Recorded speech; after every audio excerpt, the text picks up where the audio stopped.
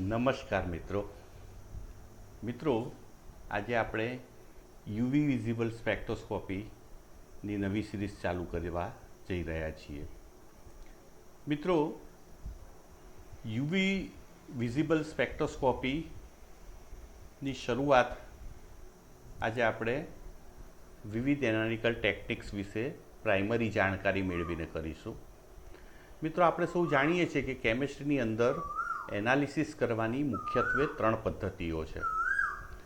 એક છે સેપરેટિંગ ટેકનિક્સ, કે જેમાં પદાર્થને જુદા પાડવામાં આવે છે, સેપરેટ કરવામાં આવે છે. કુદરતમાં કોઈ પણ પદાર્થ જે છે એ શુદ્ધ સ્વરૂપે મળતો નથી, એટલે મિક્સર સ્વરૂપે મળે છે. અને આવા મિક્સર સ્વરૂપમાં રહેલા પદાર્થોને એકબીજાથી છૂટા પાડવા માટે જે પદ્ધતિઓ વપરાય છે એને સેપરેટિંગ ટેકનિક્સ તરીકે ઓળખવામાં આવે છે.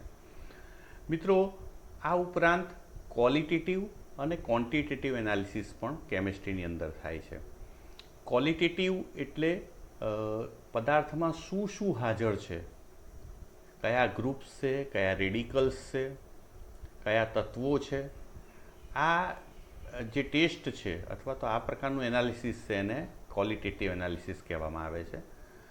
જ્યારે ક્વોન્ટિટેટિવ એનાલિસિસની અંદર આ તત્વો કેટલા પ્રમાણમાં છે, આ ગ્રુપ કેટલા પ્રમાણમાં છે, એની પર્સન્ટેજ પ્યોરિટી શું છે, આ બધું જે છે ક્વોન્ટિટેટિવ એનાલિસિસમાં કરવામાં આવે છે. મિત્રો, આ ત્રણેય ટેકનિક્સમાં મુખ્યત્વે 2 પ્રકારની મેથડ્સનો ઉપયોગ કરવામાં આવે છે. એક છે કેમિકલ પદ્ધતિ અને બીજી છે ઇન્સ્ટ્રુમેન્ટલ મેથડ્સ. મિત્રો, કેમિકલ મેથડ્સ જે છે એ પ્રમાણમાં સ્લો છે, ઓછી એક્યુરેસી ધરાવે છે અને થોડી કોસ્ટલી પણ છે. જ્યારે આજકાલ વપરાઈ રહેલી ઇન્સ્ટ્રુમેન્ટલ મેથડ્સ એની સરખામણીએ વધુ ફાસ્ટ છે, એક્યુરેટ છે અને પરવડે તેવી પણ છે. તો મિત્રો, કેમિકલ મેથડ અને ઇન્સ્ટ્રુમેન્ટલ મેથડનો ઉપયોગ અત્યારે વધુ વ્યાપક બની રહ્યો છે. એવા સંજોગોમાં સૌથી ઇન્સ્ટ્રુમેન્ટલ મેથડ્સની અંદર અગત્યની ટેકનિક્સ હોય તો એ સ્પેક્ટ્રોસ્કોપિક ટેકનિક્સ છે. મિત્રો, 1930 પછી આ સ્પેક્ટ્રોસ્કોપીની શરૂઆત થઈ અને હજુ એને 100 વર્ષ માંડ પૂરા થયા છે ત્યાં આ ટેકનિક્સ એ અત્યારે સૌથી પાવરફુલ ટૂલ્સ તરીકે ઇન્ડસ્ટ્રીમાં વપરાઈ રહી છે. અને જેને કહેવાય એના વગર અત્યારે એનાલિસિસ શક્ય જ નથી. તો આવી જે સ્પેક્ટ્રોસ્કોપિક ટેકનિક્સ છે એમાં UV, visible, IR, NMR, ESR, X ray, Mossbauer, mass spectroscopy, આ બધી સ્પેક્ટ્રોસ્કોપીનો ઉપયોગ પુષ્કળ પ્રમાણમાં થઈ રહ્યો છે. મિત્રો, આ બધી સ્પેક્ટ્રોસ્કોપી જે છે એ સંયોજનના ક્વોલિટેટિવ અને ક્વોન્ટિટેટિવ એમ બંને પ્રકારના એનાલિસિસમાં ઉપયોગમાં લેવાતી હોય છે. મિત્રો, આપણે જાણીએ છીએ એમ સ્પેક્ટ્રોસ્કોપિક ટેકનિક જે છે એ તરંગ ઉપર આધારિત શાસ્ત્ર છે. એટલે કે ત્યાં પ્રકાશના તરંગનો ઉપયોગ થાય છે અને એ તરંગ આપાત કરતાં અણુમાં વિવિધ પ્રકારના કાર્યો થાય છે અને અણુ દ્વારા એ તરંગનું શોષણ થાય છે. મિત્રો, તમારી સ્ક્રીન ઉપર અહીંયા તરંગ દર્શાવેલું છે. આપણે જાણીએ છીએ કે પ્રકાશ તરંગ સ્વરૂપે ગતિ કરે છે અને એની સાથે જે પદો સંકળાયેલા છે એની હું ટૂંકમાં વાત કરું. મિત્રો, અગાઉ પિલવાઈ કોલેજની યુટ્યુબ ચેનલ ઉપર મારું એક લેક્ચર સ્પેક્ટ્રોસ્કોપી એન્ડ ઇન્ટ્રોડક્શન એ અવશ્ય જોઈ લેજો, કારણ કે એમાં આ બધી બાબતો વધુ વિગતે અને ડિટેલમાં સમજાવી છે. તો અહીંયા હું એ બાબતો સમજાવી હોવાથી હું આપને ભલામણ કરું છું કે એ વિડીયો જે છે ખાસ જોઈ લેજો, કે જેથી હવે પછીના બાબતમાં થોડુંક વધુ સારી રીતે તમે સમજી શકો. અત્યારે હું આ બાબતને થોડીક વધુ ઝડપથી લઉં છું. મિત્રો, તરંગ સાથે સંકળાયેલા પદો જે છે એમાં સૌથી પહેલું જે છે તરંગ લંબાઈ. 2 ક્રમિક શૃંગ અથવા તો 2 ક્રમિક ગર્ત વચ્ચેનો, ક્રમિક એટલે તરત જ આવતા, એનું અંતર જે છે એને શું કહેવામાં આવે છે? તરંગ લંબાઈ. તો મિત્રો આ તરંગ જે છે એની સાથે સંકળાયેલું જે સમીકરણ જે છે આ છે E is equal to H new, જ્યાં એચ પ્લેન્કનો અચળાંક છે, ન્યૂ જે છે એ આવૃત્તિ છે, આવૃત્તિ બરાબર સી અપન લેમ્બડા છે, એટલે કે પ્રકાશનો વેગ ભાગ્યા તરંગ લંબાઈ, એટલે સી અપન લેમ્બડા આવૃત્તિની જગ્યાએ આપણે મૂકી દઈએ તો એચ સી અપન લેમ્બડા થાય છે, અને 1 અપન લેમ્બડા બરાબર તરંગ સંખ્યા છે ન્યૂ બાર, તો 1 અપન લેમ્બડાની જગ્યાએ ન્યૂ બાર મૂકતા એચ સી ન્યૂ બાર થાય. મિત્રો આપણે 3 સમીકરણો યાદ રાખવાના છે. E is equal to H nu, E is equal to H C upon lambda અને E is equal to H C nu bar. તો મિત્રો જુઓ છો એચ અને સી આ કેવા છે? અચળાંકો છે. એટલે શક્તિ અને તરંગની શક્તિ અને આવૃત્તિ એ સમપ્રમાણમાં છે. તરંગની શક્તિ અને તરંગ લંબાઈ એ વ્યસ્ત પ્રમાણમાં છે. તરંગની શક્તિ અને તરંગ આંક એ સમપ્રમાણમાં છે. મિત્રો અહીં તમે જોઈ શકો છો બીજી સૂત્ર છે E is equal to H C upon lambda, એમાં એચ ને સી શું છે? અચળાંક છે. સી પ્રકાશનો વેગ છે, અચળ છે. જો હું તરંગ લંબાઈ પણ નિશ્ચિત, એટલે કોઈ નિશ્ચિત તરંગ લંબાઈનું તરંગ લઉં તો એ પણ સંખ્યા નિશ્ચિત થઈ ગઈ, એટલે આખું પદ નિશ્ચિત થઈ, એટલે શક્તિ શું થઈ જાય છે? નિશ્ચિત થઈ. એમ કહી શકાય કે નિશ્ચિત તરંગ લંબાઈ ધરાવતા તરંગની શક્તિ નિશ્ચિત હોય છે. અથવા તો બીજી રીતે આપણે વાત કરીએ તો દરેક તરંગ નિશ્ચિત તરંગ લંબાઈ ધરાવે છે અને દરેક તરંગને નિશ્ચિત શક્તિ હોય છે. તો આમ મિત્રો તરંગ એ શક્તિનું સ્વરૂપ છે. તો આવી શક્તિનું સ્વરૂપ જ્યારે અણુ પર આપાત થાય ત્યારે અણુમાં વિવિધ કાર્યો કરે છે. તો મિત્રો આપણે આ તરંગનો જે આખો ઇલેક્ટ્રોમેગ્નેટિક સ્પેક્ટ્રમ છે એને પણ મેં વાત કરી એ પ્રમાણે સ્પેક્ટ્રોસ્કોપી એન્ડ ઇન્ટ્રોડક્શનવાળા જે લેક્ચરમાં છે એ આપણે બહુ ડિટેલથી સમજાવ્યો છે. છેક કોસ્મિક તરંગોથી લઈને રેડિયો તરંગો સુધીના વિવિધ વિસ્તારો છે. કોસ્મિક, ગેમા તરંગો, એક્સરે તરંગો, UV, visible, IR, micro, radar અને રેડિયો. મિત્રો કોસ્મિક તરંગથી રેડિયો તરંગ તરફ જઈએ એમ તરંગ લંબાઈ જે છે વધે છે. તમે જુઓ છો શૃંગ વચ્ચેનું અંતર જમણી તરફ જતાં વધતું જાય છે. અહીંયા બહુ વધુ અંતર છે. તો કોસ્મિક તરંગો સૌથી ઓછી તરંગ લંબાઈ ધરાવે છે, જ્યારે રેડિયો તરંગો સૌથી વધુ તરંગ લંબાઈ, એટલે જમણી તરફ જઈએ એમ તરંગ લંબાઈ જે છે એ વધે છે. અને મિત્રો અગાઉ આપણે જે વાત કરી કે તરંગ લંબાઈ અને શક્તિ વ્યસ્ત પ્રમાણમાં, જ્યારે તરંગ લંબાઈ અને આવૃત્તિ, તરંગ લંબાઈ અને તરંગાંક સમપ્રમાણમાં છે. એટલે એનો અર્થ એવો થયો કે શક્તિ, તરંગ સંખ્યા અને આવૃત્તિ આ બધું જે છે જમણી તરફ જતાં ઘટે છે. એટલે સાદી ભાષામાં હું વાત કરું તો કોસ્મિક તરંગો જે છે એ સૌથી ઓછી તરંગ લંબાઈ અને સૌથી વધુ શક્તિ ધરાવતા તરંગો છે. જ્યારે જેમ જમણી તરફ જતો જઉં છું એમ તરંગ લંબાઈ જે છે વધતી જાય છે અને શક્તિ જે છે એ ઘટતી જાય છે. તો રેડિયો તરંગો સૌથી વધુ તરંગ લંબાઈ ધરાવતા અને સૌથી ઓછી શક્તિ ધરાવતા તરંગો છે. તો મિત્રો આ થઈ ઇલેક્ટ્રોમેગ્નેટિક સ્પેક્ટ્રમની વાત. આપણે અભ્યાસ જે છે એ યુવી વિઝિબલ વિસ્તારનો કરવાનો છે. એટલે એક્સરે પછી તરત આવતો યુવી અલ્ટ્રાવાયોલેટ વિભાગ અને પછી દૃશ્યમાન વિભાગ જેને વિઝિબલ વિભાગ કહેવામાં આવે છે અને પછી આઈઆર વિભાગ. તો આપણે આ તરંગોનો ઉપયોગ કરવાનો છે. મિત્રો જુદા જુદા વિસ્તારના તરંગોની શક્તિ જુદી જુદી છે અને પરિણામે એ તરંગો અણુમાં જુદા જુદા કાર્યો કરે છે. એટલે યુવી ને વિઝિબલ વિભાગના તરંગો જે છે અણુમાં ઇલેક્ટ્રોનીય સંક્રાંતિ પેદા કરે છે. મિત્રો ઇલેક્ટ્રોમેગ્નેટિક સ્પેક્ટ્રમ જે છે એ પરમાણુના ન્યુક્લિયસથી લઈને છેક માઉન્ટ એવરેસ્ટ સુધીની વિશાળ રેન્જ ધરાવતો સ્પેક્ટ્રમ છે. અને અહીંયા ડાબી તરફ જમણી તરફથી ડાબી તરફ તરંગ લંબાઈ વધતી જાય છે, ઉલટું ચિત્ર છે. એટલે ગેમા તરંગો જે છે એ પરમાણુના ન્યુક્લિયસ જેટલા છે, એક્સરે તરંગો જે છે પરમાણુ જેટલા છે, અલ્ટ્રાવાયોલેટ તરંગો વાયરસ અને બેક્ટેરિયા જેટલા છે, દૃશ્યમાન વિભાગના તરંગો જે છે એ ધૂળના રજકણ જેટલા છે, ઇન્ફ્રારેડ જે છે એ ટાંકણીની ટોચ જેટલા છે, જ્યારે રેડિયો તરંગો માઇક્રોવેવ જે છે એ નખના આપણે આંગળીના નખ જેટલા છે, જ્યારે રેડિયો તરંગો એ માણસથી લઈને એવરેજ સુધીની વિશાળ રેન્જ ધરાવતા છે. તો આમ મિત્રો, આવો વિશાળ તરંગ લંબાઈની વેરાયટી અને શક્તિની વેરાયટી ધરાવતો જે સ્પેક્ટ્રમ છે પ્રકાશનો, એને ઇલેક્ટ્રોમેગ્નેટિક સ્પેક્ટ્રમ તરીકે ઓળખવામાં આવે છે. મિત્રો, આખા ગેમાથી લઈને રેડિયો તરંગો સુધીના વિસ્તારમાં માત્ર વિઝિબલ વિભાગ જ એવો છે કે જ્યાં આપણી આંખો કામ કરે છે. બહુ જ ઓછા વિસ્તારને આપણે જોઈ શકીએ છીએ, બાકીનો આપણા માટે અનવિઝિબલ વિસ્તાર છે. મિત્રો, અહીંયા ઝૂમ કરીને આ સ્પેક્ટ્રાને બતાવેલો છે. યુવી, પછી જાની, વાલી, પીનારા 7 રંગો ધરાવતો દ્રશ્યમાન વિભાગ અને પછી આઈઆર વિભાગ.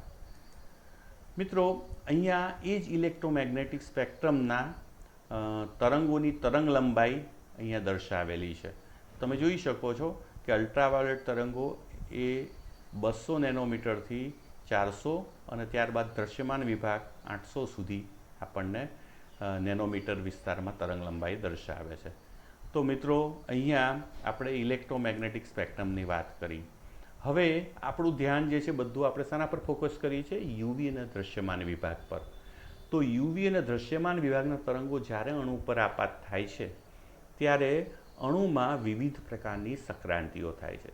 તો મિત્રો, આ સંક્રાંતિઓ કયા કયા પ્રકારની છે, દરેક સંક્રાંતિની વિશેષતા શું છે, દરેક સંક્રાંતિના પટ કઈ જગ્યાએ મળે છે, કઈ સંક્રાંતિ ધરાવતા સંયોજનો દ્રાવક તરીકે વાપરી શકાય છે, આ બધાનો અભ્યાસ આપણે આ યુવી વિઝિબલ સ્પેક્ટ્રોસ્કોપીની અંદર કરવાનો છે.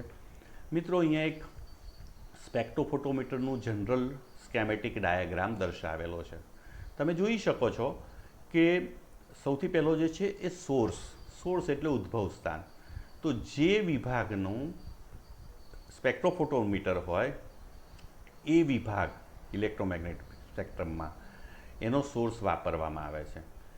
સોર્સમાંથી જે તે વિભાગના તરંગો, અહીંયા આપણે યુવી વિઝિબલ વાત કરીએ તો યુવી વિઝિબલના તરંગો ઉત્સર્જિત થાય છે અને એ પ્રિઝમ અથવા તો ગ્રેટિંગ્સ જેવી વિભેદન કરનારી પ્રણાલી ઉપર પડે છે, પ્રકાશીય વિભેદન કરનારી.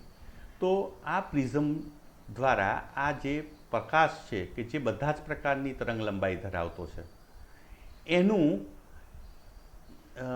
વિભેદન તરંગ લંબાઈ મુજબ કરે છે પ્રિઝમ, અને એમાંથી ઈચ્છિત તરંગ લંબાઈ ધરાવતા તરંગને હું સેમ્પલ ઉપર આપાત કરું છું, એટલે કે પદાર્થ ઉપર આપણા, અને સેમ્પલ દ્વારા આ તરંગ લંબાઈમાંથી અમુકનું શોષણ થાય છે, જ્યારે બાકીનાનું પારગમન થાય છે.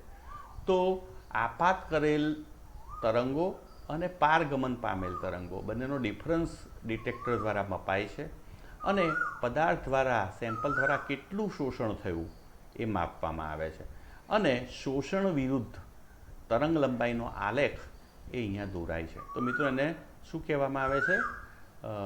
સ્પેક્ટ્રોફોટોમીટર. તો અહીંયા ઊંધા પીકવાળો છે, પણ યુવીની અંદર પીક સીધા મળે છે, તો આપણને વિશિષ્ટ પ્રકારનો ગ્રાફ પ્રાપ્ત થાય છે. મિત્રો, અહીંયા યુવી વિઝિબલ સ્પેક્ટ્રોફોટોમીટર જે ડબલ બીમ સ્પેક્ટ્રોફોટોમીટરનો અહીંયા ડાયાગ્રામ સ્કેમેટિક બતાવેલો છે. મિત્રો, અહીંયા મેં વાત કરી કે યુવી ને વિઝિબલ બંને સ્પેક્ટ્રોફોટોમીટર ઘણી વખત ભેગા હોય છે. એક યુવી વિઝિબલ સ્પેક્ટ્રોફોટોમીટર હોય છે અને ઘણી વખત એકલું વિઝિબલ સ્પેક્ટ્રોફોટોમીટર હોય છે. તો અહીંયા યુવી વિભાગના તરંગો માટે હાઇડ્રોજન ડિસ્ચાર્જ લેમ્પ જે છે એ અને ટંગસ્ટન ફિલામેન્ટનો લેમ્પ, બંને લેમ્પ હોય છે. એમાંથી બધા જ તરંગો ઉત્સર્જિત થાય છે યુવી વિઝિબલના, અને એમાંથી ફિલ્ટરની મદદથી નિશ્ચિત તરંગ લંબાઈના તરંગો એ આપાત કરવામાં આવે છે મોનોક્રોમ. એને વિભાજન થાય છે અને એમાંથી તરંગો જે નીકળે છે એમાંનું એક તરંગ એ સેમ્પલ ઉપર પડે છે, જ્યારે બીજું તરંગ એ રેફરન્સ ઉપર, એટલે કે માત્ર પદાર્થ સિવાયનો જે સોલ્વન્ટ એકલો હોય એના ઉપર. તો સેમ્પલ અને રેફરન્સ બંનેમાંથી એક જ સરખી તીવ્રતા ધરાવતું તરંગ પસાર થાય છે. સેમ્પલ દ્વારા પણ શોષણ થાય છે અને રેફરન્સ દ્વારા, અને બંનેમાંથી માઇનસ થઈ અને એકલા પદાર્થ દ્વારા કેટલું શોષણ થયું એનો જે ગ્રાફ દોરાય છે એવી વ્યવસ્થા આ સ્કેમેટિક ડાયાગ્રામ જે છે એમાં દર્શાવેલી છે. મિત્રો યુવી વિઝિબલ સ્પેક્ટ્રોફોટોમીટર જે છે એમાં બે સોર્સ હંમેશા હોય છે. હવે મિત્રો શું થાય છે, તો પદાર્થ જે છે એ શોષણ કરે છે તો કેવી રીતે કરે છે, તો આ શોષણ માટેનો જે નિયમ જે છે એને બીયર-લેમ્બર્ટ્સ લો તરીકે ઓળખવામાં આવે છે. મિત્રો કોઈ પણ પદાર્થનું શોષણ એ એના સાંદ્રતા ઉપર આધારિત છે, એટલે સાંદ્રતાના સમપ્રમાણમાં હોય છે. જેમ પદાર્થની સાંદ્રતા દ્રાવણમાં વધુ એમ પદાર્થ દ્વારા થતું શોષણ વધુ હોય છે. મિત્રો બીયર-લેમ્બર્ટ્સ લોનું મેથેમેટિકલ સ્વરૂપ અહીંયા આપેલું છે. તમે A=log I0/I. મિત્રો I0 શું છે, તો સોર્સમાંથી જે તરંગો ઉત્પન્ન થાય છે એ તરંગો પૈકી નિશ્ચિત તરંગ લંબાઈના તીવ્રતા ધરાવતા I0 તીવ્રતા ધરાવતા તરંગો જે છે એ આપણે સેમ્પલ ઉપર આપાત કરીએ છીએ અને સેમ્પલ દ્વારા એ પૈકીના અમુક તરંગોનું શોષણ થાય છે અને I તીવ્રતા ધરાવતા તરંગો એ ટ્રાન્સમિટેડ થાય છે, એટલે કે પારગમિત થાય છે. તો મિત્રો આપાત તરંગોની તીવ્રતા I0 અને ટ્રાન્સમિટેડ તરંગોની તીવ્રતા I બંનેના ગુણોત્તર એટલે કે ભાગાકારનો લોગેરિથમને એબ્સોર્બન્સ તરીકે ઓળખવામાં આવે છે. તો મિત્રો અહીંયા એનું બીજું સ્વરૂપ પણ છે મેથેમેટિક્સનું, આ સમીકરણનું A=ε/LC. તો મિત્રો એમાં C શું છે, તો C જે છે એ જે પદાર્થનો આપણે સ્પેક્ટ્રા લેવા માગતા હોય એ પદાર્થનું કોન્સન્ટ્રેશન છે, સાંદ્રતા છે. સામા છે કયા એકમમાં? મોલ પ્રતિ લીટરમાં. તો C બરાબર મોલ પ્રતિ લીટરમાં પદાર્થનું કોન્સન્ટ્રેશન એટલે કે સાંદ્રતા. મિત્રો L શું છે, તો કે જે કોષની અંદર સેલની અંદર તમે દ્રાવણ ભર્યું છે એ સેલની લંબાઈ એટલે કે length of the light path through the cell. એટલે અહીંથી આ જે છે મોટે ભાગે સ્પેક્ટ્રોફોટોમીટરની અંદર 1 સેન્ટીમીટર લંબાઈ ધરાવતા કોર્સ વાપરવામાં આવે છે. તો મિત્રો આ એપ્સાયલન શું છે? એપ્સાયલન એટલે મોલર એબ્સોર્પ્શન કોએફિશિયન્ટ, લીટર પ્રતિ મોલ પ્રતિ સેન્ટીમીટર એનો એકમ છે. તો મિત્રો એની વ્યાખ્યા કેવી રીતે આપી શકાય? તમે અહીંયા જોઈ શકો છો એપ્સાયલન LC છે. જો મિત્રો અગાઉ વાત કરી એમ કે L જે છે શું છે, કોષની લંબાઈ એ જો 1 સેન્ટીમીટર હોય એકમ હોય અને જો કોન્સન્ટ્રેશન પણ એકમ કરી દઉં એટલે કે 1 મોલર જો હું દ્રાવણ લઉં તો એ વખતે જે શોષણ હોય એને શું કહેવામાં આવે છે? એપ્સાયલન એટલે કે મોલર એબ્સોર્પ્શન કોએફિશિયન્ટ અથવા તો એને મોલર એબ્સોર્પ્ટિવિટી પણ કહેવામાં આવે છે. તો મિત્રો એનો અર્થ એમ થયો કે એકમ લંબાઈ ધરાવતા 1 સેન્ટીમીટર લંબાઈ ધરાવતા કોષની અંદર પદાર્થના 1 મોલર દ્રાવણનું શોષણ જેટલું થતું હોય એ શોષણને એ પદાર્થની મોલર એબ્સોર્પ્શન કોએફિશિયન્ટ કહેવામાં આવે છે. આનો અર્થ એવો થયો કે દરેક પદાર્થ જે છે એના એપ્સાયલન વેલ્યુ મોલર એબ્સોર્પ્શન કોએફિશિયન્ટ અથવા તો મોલર એબ્સોર્પ્ટિવિટી એ નિશ્ચિત હોય છે. તો ફરી એક વખત એકમ કોષ લંબાઈ ધરાવતા કોષની અંદર એકમ સાંદ્રતા 1 મોલર સાંદ્રતા ધરાવતા પદાર્થનું જો શોષણ માપવામાં આવે તો એ શોષણને એનો મોલર એબ્સોર્પ્શન કોએફિશિયન્ટ કહેવામાં આવે છે. તો મિત્રો અહીંયા બીયર્સ-લેમ્બર્ટ લો મુજબ આપણને જુદી જુદી સાંદ્રતા, માનો કે તમે ચોક્કસ સાંદ્રતા વધારતા જાઓ અને સાથે સાથે એનું શોષણ પણ માપતા જાઓ તો શોષણ વિરુદ્ધ સાંદ્રતા વિરુદ્ધ શોષણનો આલેખ જે દોરાય છે એને બીયર્સ લો કહેવામાં આવે છે અને એ બીયર્સ લો સ્ટ્રેટ લાઈન આપે છે. તો જેમ સાંદ્રતા વધતી જાય એમ શોષણ વધતું જાય છે, એટલે સાંદ્રતા અને શોષણનો જે આલેખ જે છે એને બીયર્સ લો ગ્રાફ કહેવામાં આવે છે. મિત્રો એ હંમેશા સ્ટ્રેટ લાઈન હોય છે પણ એમાં પણ ક્યારેક ડેવિએશન આવે છે, બહુ જ નીચા કોન્સન્ટ્રેશન અને વધુ કોન્સન્ટ્રેશન. તો વચ્ચેનો જ્યાં બીયર્સ લોનું પાલન થતું હોય, જ્યાં સ્ટ્રેટ લાઈન હોય એ એરિયાનો ઉપયોગ કરી અને પદાર્થની સાંદ્રતા શોધવામાં અનનોન પદાર્થની સાંદ્રતા, પદાર્થની અનનોન કોન્સન્ટ્રેશન હોય એને આપણે સહેલાઈથી આ બિયર્સ લોની મદદથી શોધી શકીએ છીએ. તો યુવી વિઝિબલ સ્પેક્ટ્રાનો મૂળભૂત અથવા તો સ્પેક્ટ્રોસ્કોપીનો મૂળભૂત ઉપયોગ જે છે એ ક્વોન્ટિટેટિવ એનાલિસિસમાં વધુ થાય છે અને એમાં બિયર્સ લોની મદદથી કેલિબ્રેશન કર્વ દોરવામાં આવે છે અને પછી એને માપવામાં આવે છે.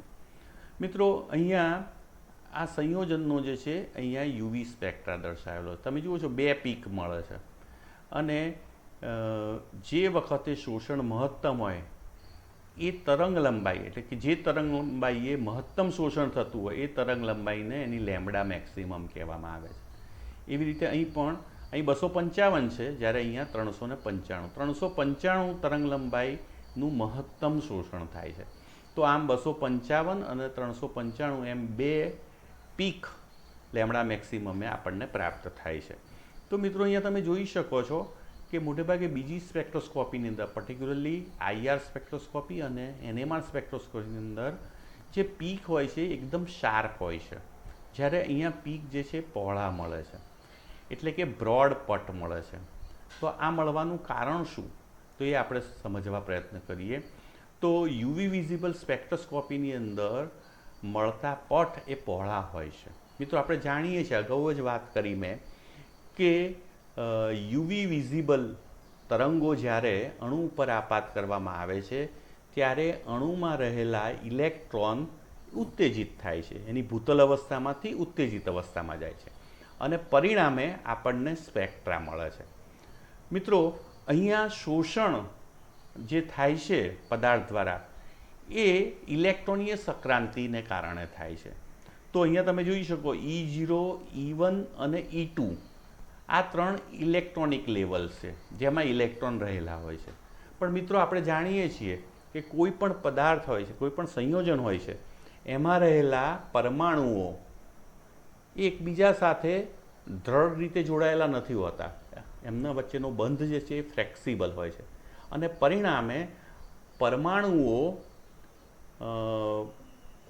રોટેશન અને વાઇબ્રેશન એટલે કે ભ્રમણ અને આંદોલન એ સતત કરતા હોય છે. તો પરમાણુઓના સતત ભ્રમણ અને આંદોલનોને કારણે શક્તિમાં જે છે એ ફેરફારો થાય છે અને જે એના ઇલેક્ટ્રોનિક લેવલો છે એ ઘણા બધા શક્તિ સ્તરોમાં વિભાજિત થઈ જાય છે. અને તમે જોઈ શકો છો કે આંદોલન અને ભ્રમણને કારણે આ R1, R2 જે છે આંદોલનો અને એ ઉપરાંત વાઇબ્રેશનને કારણે V1, V2. મિત્રો, આંદોલનને કારણે થતા શક્તિના ફેરફારો બહુ જ અલ્પ હોય છે, એટલે એ સ્તરો બહુ જ જેને કહેવાય સૂક્ષ્મ હોય છે. જ્યારે આંદોલન માટે વધુ શક્તિની જરૂર પડે છે એટલે એ થોડાક મોટા હોય છે, જ્યારે ઇલેક્ટ્રોનિક ટ્રાન્ઝિશન માટે બહુ જ શક્તિનો તફાવત હોય છે. તો અહીંયા એમ કહી શકીએ સાદી ભાષામાં કે જે ઇલેક્ટ્રોનિક સ્તરો જે છે શક્તિના એ રોટેશન અને વાઇબ્રેશનને કારણે ઘણા બધા શક્તિ સ્તરોમાં વિભાજન. તો મિત્રો, અહીંયા તમે જુઓ છો આ વચ્ચેનું જે છે એ પ્યોર ટ્રાન્ઝિશન છે. તો એના માટે જે જરૂરી શક્તિ જે છે આ ઇલેક્ટ્રોનિક ટ્રાન્ઝિશનમાંથી E0માંથી E1માં જવા માટે. પણ તમે જોઈ શકો છો કે E0 ઘણા બધા શક્તિ સ્તરોમાં વિભાજિત થયેલું છે ને E1 પણ. તો અહીંયા આ જે સક્રાંતિ છે, આ સક્રાંતિ છે એ આ મૂળ સક્રાંતિ કરતાં, પ્યોર જે ઇલેક્ટ્રોનિક ટ્રાન્ઝિશન એના કરતાં ઓછી શક્તિ ધરાવતી છે, જ્યારે આ બધી સક્રાંતિ છે એના કરતાં વધુ શક્તિ ધરાવી છે. તો આમ જુદી જુદી શક્તિ ધરાવતા ડેલ્ટા-ઈનો તફાવત જે છે એ નિશ્ચિત નથી હોતો આ એક જ, પણ ઘણા બધા ડેલ્ટા-ઈ ઉત્પન્ન થાય છે અને પરિણામે જુદા જુદા શોષણ દર્શાવે છે અણુ અને બ્રોડ પટ મળે છે. જો મિત્રો શક્તિ સ્તરોનું વિભાજન ના થયું હોત રોટેશન અને ટ્રાન્ઝિશનને કારણે, તો IR એટલે યુવી વિઝિબલ જે સ્પેક્ટ્રા જે છે એ પણ શાર્પ મળતો. પણ અહીંયા રોટેશનલ અને વાઇબ્રેશનલ લેવલ ઉત્પન્ન થવાને કારણે માત્ર એક જ શક્તિ નહીં પણ ઘણી બધી શક્તિ તફાવત ઉત્પન્ન થાય છે અને એને કારણે બ્રોડ બેન્ડ આપણને પ્રાપ્ત થાય છે. તો આમ યુવી વિઝિબલ જે સ્પેક્ટ્રા જે છે એમાં જે મળતો પટ જે છે એ હંમેશા બ્રોડ હોય છે.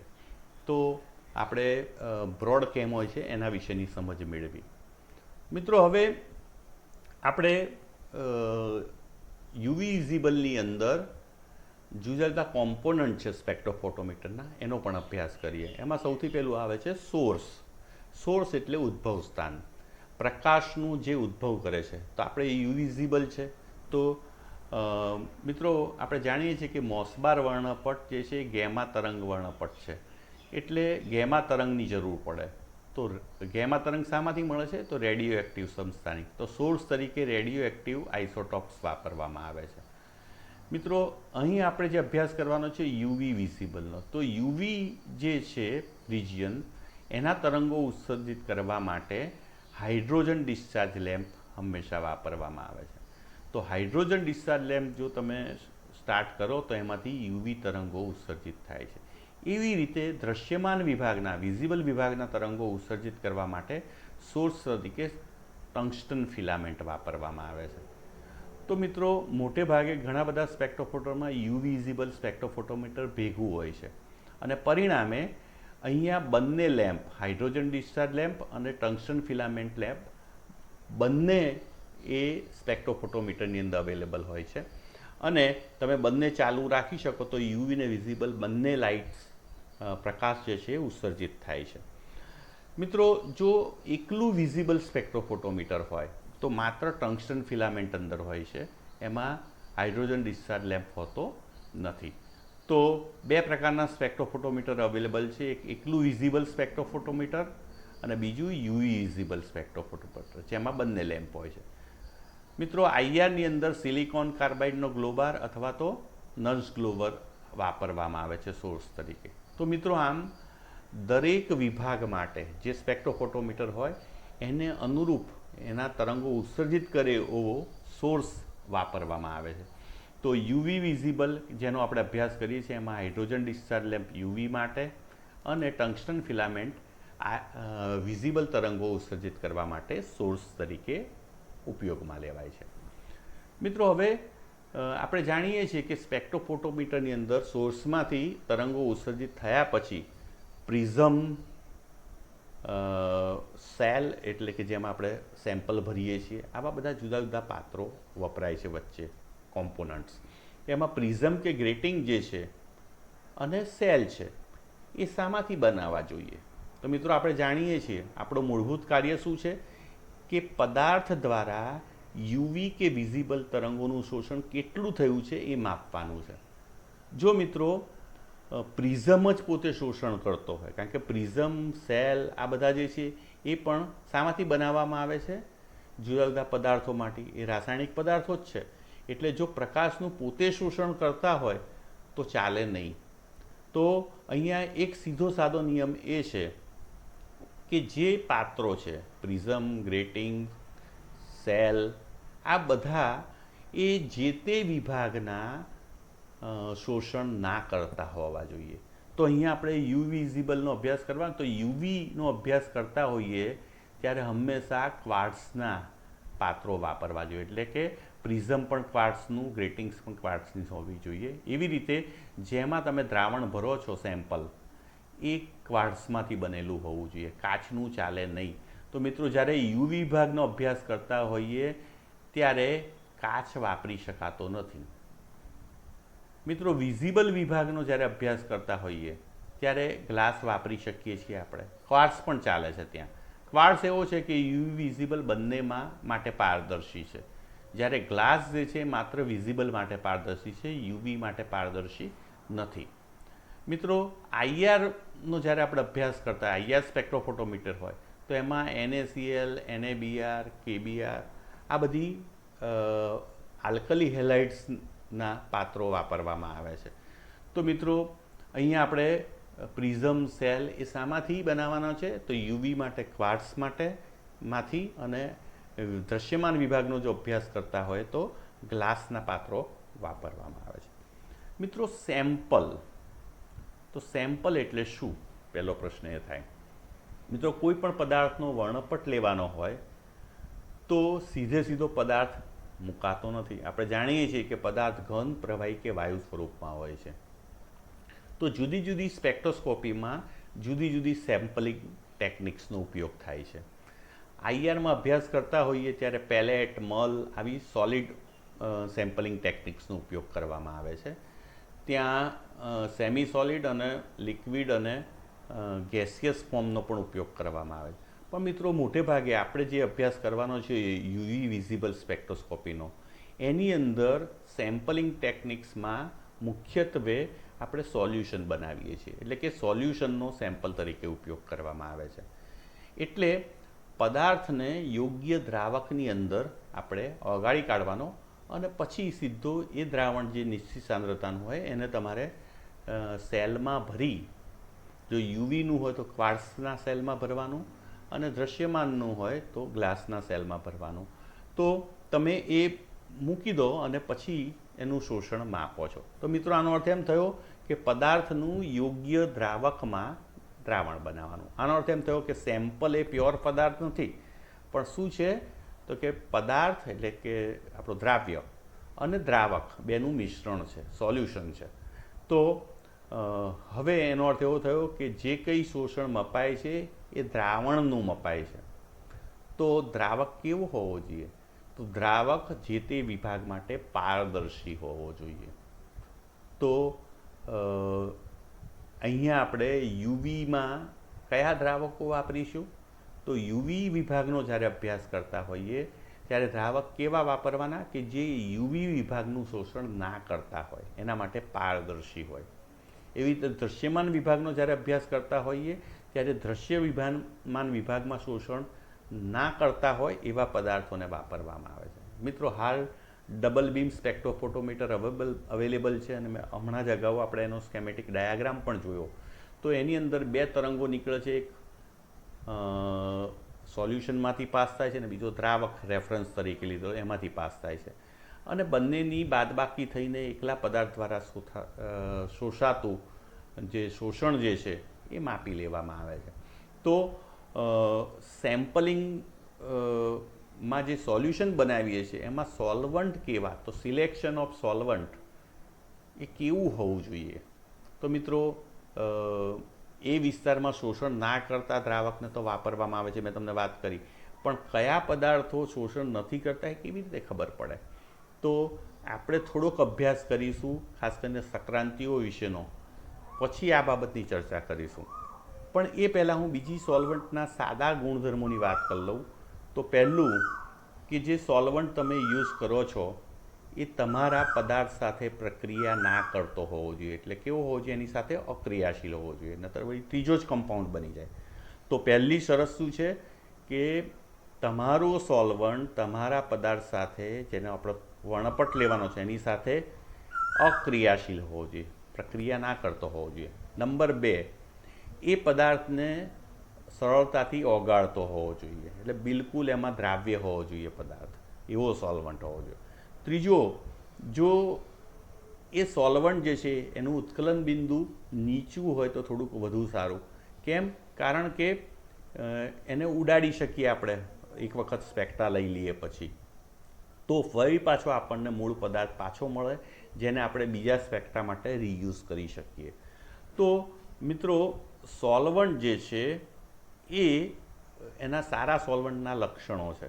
પણ ચોથો મહત્ત્વનો મુદ્દો જેનો આપણે સ્ટડી પછી કરવાનો છે કે જે તે વિસ્તાર માટે પારદર્શી હોવો જોઈએ. તો આ પારદર્શીની વાત જે છે એ આપણે સંક્રાંતિઓના અભ્યાસ પછી કરીશું મિત્રો. તો મિત્રો, આપણે સ્પેક્ટ્રોફોટોમીટર અને એના જે કમ્પોનન્ટ જે છે, પ્રિઝમ પછી સેલ, આ બધા શામાંથી બનાવાય છે અને સેમ્પલિંગ ટેકનિક શું છે એના વિશે અભ્યાસ કર્યો. મિત્રો, પ્રશ્ન એ થાય કે યુવી વિઝિબલ જે સ્પેક્ટ્રોસ્કોપી છે એનો ઉપયોગ શું?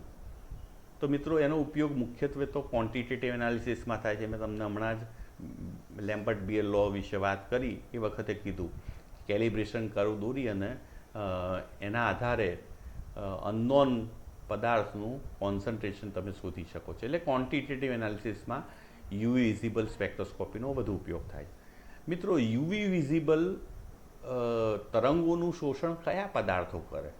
તો મુખ્યત્વે મલ્ટિપલ બોન્ડ્સ આવ્યા હોય, જેમાં દ્વિબંધ, ટ્રિપલ બંધ, પાછા દ્વિબંધ પણ એકાંતરે આવેલા હોય, કોન્જ્યુગેટેડ, એવી સિસ્ટમો જે છે એ અલ્ટ્રાવાયોલેટ અને વિઝિબલ તરંગોનું શોષણ કરે છે. મિત્રો, આ શોષણ થાય છે ત્યારે આપણે અગાઉ વાત કરીએ એમ ઇલેક્ટ્રોનીય સંક્રાંતિ થાય છે. તો કયા પ્રકારની ઇલેક્ટ્રોનીય સંક્રાંતિ થાય છે એ મહત્ત્વનો પ્રશ્ન. તો એ ઇલેક્ટ્રોનીય સંક્રાંતિ વિશે વાત કરીએ એ પહેલાં આપણે થોડોક યુવી વિઝિબલ રિજન વિશેનો પણ અભ્યાસ કરી શકીએ. મિત્રો, લગભગ 1 થી 400 નેનોમીટર વચ્ચેનો જે વિસ્તાર જે છે એ યુવી વિસ્તાર છે, એને 2 ભાગમાં વહેંચવામાં આવે છે. એક વેક્યુમ એટલે કે શૂન્ય યુવી વિસ્તાર 100 થી 200 નેનોમીટર વચ્ચેનો. બીજો જે છે એ નિયર યુવી વિભાગ જે 200 થી 400 નેનોમીટર વચ્ચેનો છે. અને ત્રીજો જે છે જે વિઝિબલ વિભાગ છે, દૃશ્યમાન, કે જે 7 રંગોનો બનેલો છે. તો યુવી વિભાગને 2 વિભાગમાં વહેંચવામાં આવે છે, વેક્યુમ યુવી અને નિયર યુવી. તો 400 નેનોમીટર સુધીનો વિસ્તાર જે યુવી વિસ્તાર અને 400થી ઉપરનો જે વિઝિબલ વિસ્તાર છે એ 7 રંગોમાં વહેંચાય છે. મિત્રો, જે વેક્યુમ યુવી વિભાગ છે, શૂન્ય યુવી વિભાગ, એમાં હવામાં રહેલા જે રાસાયણિક સંયોજનો છે, નાઇટ્રોજન છે, ઓક્સિજન છે, કાર્બન ડાયોક્સાઇડ છે ને અન્ય, તો એ પણ હવા પણ આ વેક્યુમ યુવી વિભાગનું શોષણ કરે છે. એટલે જ્યારે પણ આપણે આ વિસ્તારમાં રહીને અભ્યાસ કરવા માગતા હોઈએ તો સ્પેક્ટ્રોફોટોમીટર જે છે એ માત્ર પદાર્થનું જ શોષણ નહીં પણ હવાનું પણ શોષણ દર્શાવે છે. અને પરિણામે આ વિસ્તારનો અભ્યાસ કરવો મુશ્કેલ હોય છે. એના માટે શૂન્યાવકાશવાળી સ્થિતિનું નિર્માણ કરવું પડે. એવું સ્પેક્ટ્રોફોટોમીટર યુઝ કરવું પડે કે જેમાં શૂન્યાવકાશવાળી સ્થિતિ હોય. અને પ્રાયોગિક રીતે એ મુશ્કેલ કાર્ય છે. અને પરિણામે વેક્યુમ યુવીનો અભ્યાસ કરવો એ વિસ્તારનો એ થોડો મુશ્કેલ હોય છે. મિત્રો, અહીંયા એને વેક્યુમ યુવી, નિયર યુવી અને ત્યારબાદ દૃશ્યમાન વિભાગ જે જાની, વાલી, પીનારા 7 રંગોમાં વહેંચાયેલો છે એનો વિસ્તાર દર્શાવ્યો છે. તેની વેવલેન્થનો વિસ્તાર તમે જોઈ શકો છો. મિત્રો, યુવી વિઝિબલ સ્પેક્ટ્રમ મેં તમને વાત કરી, એમાં વિઝિબલ જે છે એ 400થી લઈને 780 સુધીનો વિસ્તાર છે. એમાં જુદા જુદા violet, Indigo, blue, green, yellow, orange, red આવા વિભાગો છે. અને મિત્રો, પ્રિઝમ આ બધા રંગોનું વિભેદન કરી આપે છે. એમાંથી ઈચ્છિત તરંગ લંબાઈના તરંગોને હું ઈચ્છિત માત્રામાં સેમ્પલ ઉપર એટલે કે પદાર્થ ઉપર પાડી શકું છું. તો આમ મિત્રો, આ વિભાગના તરંગો યુવી અને દૃશ્યમાન વિભાગના એ અણુમાં ઇલેક્ટ્રોનીય સંક્રાંતિ કરવા સક્ષમ હોય છે. અને પરિણામે આને ઇલેક્ટ્રોનીય સ્પેક્ટ્રા પણ કહેવામાં આવે છે. મિત્રો, હવે આપણને મૂળભૂત રીતે પ્રશ્ન એ થાય કે જ્યારે આવા તરંગો આપાત કરવામાં આવે એનો સિદ્ધાંત શું છે. તો જ્યારે અણુ ઉપર અલ્ટ્રાવાયોલેટ અથવા તો દૃશ્યમાન વિભાગના તરંગો આપાત કરવામાં આવે છે ત્યારે અણુ દ્વારા આ તરંગોનું શોષણ થાય છે અને અણુમાં રહેલા ભૂતલ અવસ્થાના તરંગો જે છે એ ઉત્તેજિત અવસ્થામાં આપણે ઇલેક્ટ્રોન જે છે એ ઉત્તેજિત અવસ્થામાં જાય છે અને પરિણામે ઇલેક્ટ્રોનીય સંક્રાંતિ થાય છે. તો મિત્રો, આને ઇલેક્ટ્રોનીય સંક્રાંતિ કહેવામાં આવે છે. અને આ ઇલેક્ટ્રોનીય સંક્રાંતિ થવા માટે જે જરૂરી શક્તિ જે છે એ આ 200 નેનોમીટરથી 800 નેનોમીટર વાળો જે આખો વિસ્તાર જે છે યુવી અને દૃશ્યમાનનો એ પૂરી પાડે છે. અને જ્યારે અણુમાં પર્ટિક્યુલરલી આ પાઈ બંધ ધરાવતી અથવા તો કોન્જ્યુગેટેડ ધરાવતી સિસ્ટમ હાજર હોય ત્યારે આ વિસ્તારના તરંગોનું શોષણ વધુ માત્રામાં થાય છે. મિત્રો, હવે જ્યારે કોઈ પણ અણુ હોય એની અંદર મુખ્યત્વે 2 પ્રકારના બંધો છે. એક સિગ્મા પ્રકારના અને બીજા પાઈ. તો સિગ્મા બંધન જે છે એ બંધ ધરી ઉપર થયેલું હોય છે અને બહુ સ્ટ્રોંગ હોય છે. એમાંથી ઇલેક્ટ્રોનને ઉત્તેજિત કરવો એ વધુ શક્તિની આવશ્યકતા હોય છે. જ્યારે પાઈ ઇલેક્ટ્રોન જે છે એ કમ્પેરેટિવ ઓછી મજબૂતાઈથી જકડાયેલો હોય છે. એમને ઉત્તેજિત કરવા સરળ હોય છે અને પરિણામે ઓછી શક્તિની જરૂર પડે છે.